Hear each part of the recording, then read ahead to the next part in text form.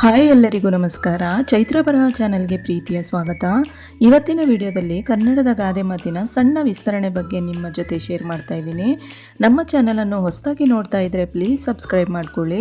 ಹಾಗೂ ಈ ವಿಡಿಯೋ ಇಷ್ಟ ಆಗಿದ್ದರೆ ಲೈಕ್ ಮಾಡಿ, ಶೇರ್ ಮಾಡಿ, ಕಮೆಂಟ್ ಮಾಡಿ. ಮೊದಲನೇ ಪ್ರಶ್ನೆ, ಕೈ ಕೆಸರಾದರೆ ಬಾಯಿ ಮೊಸರು.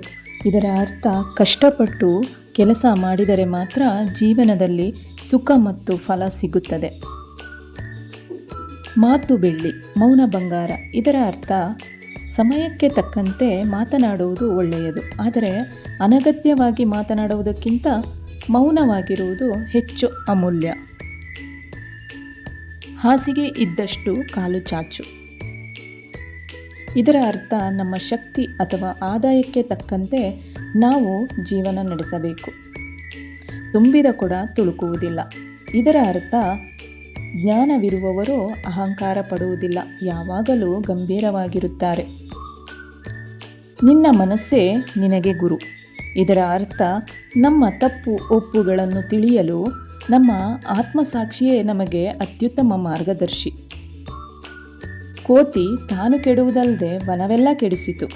ಇದರ ಅರ್ಥ ಮೂರ್ಖನೊಬ್ಬ ತಾನು ಹಾಳಾಗುವುದಲ್ಲದೆ ತನ್ನ ಜೊತೆಗಿರುವವರನ್ನು ಸಂಕಷ್ಟಕ್ಕೆ ದೂಡುತ್ತಾನೆ. ಉಪ್ಪಿಗಿಂತ ರುಚಿಯಿಲ್ಲ, ತಾಯಿಗಿಂತ ಬಂಧುವಿಲ್ಲ. ಇದರ ಅರ್ಥ ಆಹಾರಕ್ಕೆ ಉಪ್ಪೇ ಮುಖ್ಯವಾದಂತೆ ಜೀವನದಲ್ಲಿ ತಾಯಿಗಿಂತ ಮಿಗಿಲಾದ ಹಿತೈಷಿ ಬೇರೆ ಯಾರೂ ಇಲ್ಲ. ಮಾಡಿ ತುಣ್ಣೋ ಮಹಾರಾಯ. ಇದರ ಅರ್ಥ ನಾವು ಮಾಡುವ ಒಳ್ಳೆಯ ಅಥವಾ ಕೆಟ್ಟ ಕೆಲಸಗಳ ಫಲವನ್ನು ನಾವೇ ಅನುಭವಿಸಬೇಕು. ಆಳಾಗಿ ದುಡಿ, ಅರಸನಾಗಿ ಉಣ್ಣು. ಇದರ ಅರ್ಥ ಕಷ್ಟಪಟ್ಟು ಕೆಲಸ ಮಾಡಿದರೆ ರಾಜನಂತೆ ನೆಮ್ಮದಿಯಾಗಿ ಬದುಕಬಹುದು. ಹನಿ ಹನಿ ಕೂಡಿದರೆ ಹಳ್ಳ, ತೆನೆ ತೆನೆ ಸೇರಿದರೆ ಬಳ್ಳ. ಇದರ ಅರ್ಥ ಸಣ್ಣ ಸಣ್ಣ ಉಳಿತಾಯ ಅಥವಾ ಪ್ರಯತ್ನಗಳು ಕಾಲಕ್ರಮೇಣ ದೊಡ್ಡ ಫಲ ನೀಡುತ್ತದೆ. ಬೇಲಿನೇ ಎದ್ದು ಹೊಲ ಮೇಯ್ದಂತೆ. ಇದರ ಅರ್ಥ ರಕ್ಷಣೆ ಮಾಡಬೇಕಾದವರೇ ಭಕ್ಷಕರಾದರೆ ಹೇಗೆ ಎಂಬುದು. ಚಿಂತೆ ಇಲ್ಲದವನಿಗೆ ಸಂತೆಯಲ್ಲೂ ನಿದ್ದೆ. ಇದರ ಅರ್ಥ ಮನಸ್ಸಿನಲ್ಲಿ ಯಾವುದೇ ಚಿಂತೆ, ಭಯ ಅಥವಾ ಅಪರಾಧ ಪ್ರಜ್ಞೆ ಇಲ್ಲದ ವ್ಯಕ್ತಿಗೆ ಎಂತಹ ಗದ್ದಲ ಜಾಗದಲ್ಲೂ ನಿದ್ದೆ ಬರುತ್ತದೆ. ಅಂಗೈ ಹುಣ್ಣಿಗೆ ಕನ್ನಡಿ ಯಾಕೆ? ಇದರ ಅರ್ಥ ನೇರವಾಗಿ ಕಾಣುವ ಸ್ಪಷ್ಟ ಸತ್ಯಕ್ಕೆ ಯಾವುದೇ ಸಾಕ್ಷಿ ಅಗತ್ಯವಿಲ್ಲ.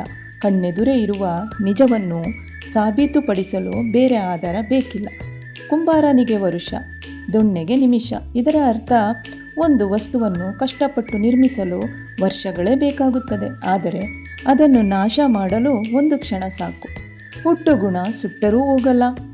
ಇದರ ಅರ್ಥ ಒಬ್ಬ ವ್ಯಕ್ತಿಯ ಸ್ವಭಾವ ಅಥವಾ ಕೆಟ್ಟ ಗುಣಗಳನ್ನು ಎಷ್ಟು ತಿದ್ದಿದರೂ ಅದು ಬದಲಾಗುವುದಿಲ್ಲ. ನಮ್ಮ ಚಾನಲನ್ನು ಹೊಸದಾಗಿ ನೋಡ್ತಾ ಇದ್ದರೆ ಪ್ಲೀಸ್ ಸಬ್ಸ್ಕ್ರೈಬ್ ಮಾಡ್ಕೊಳ್ಳಿ. ಹಾಗೂ ಈ ವಿಡಿಯೋ ಇಷ್ಟ ಆಗಿದ್ದರೆ ಲೈಕ್ ಮಾಡಿ, ಶೇರ್ ಮಾಡಿ, ಕಮೆಂಟ್ ಮಾಡಿ. ಕನ್ನಡದ ಕೆಲವು ಸಾಮಾನ್ಯ ಪ್ರಶ್ನೆಗಳನ್ನು ನೆಕ್ಸ್ಟ್ ವಿಡಿಯೋ ನಿಮ್ಮ ಜೊತೆ ಶೇರ್ ಮಾಡ್ತೀನಿ. ಈ ವಿಡಿಯೋ ನೋಡಿದ್ದಕ್ಕೆ ಥ್ಯಾಂಕ್ ಯು ಸೋ ಮಚ್.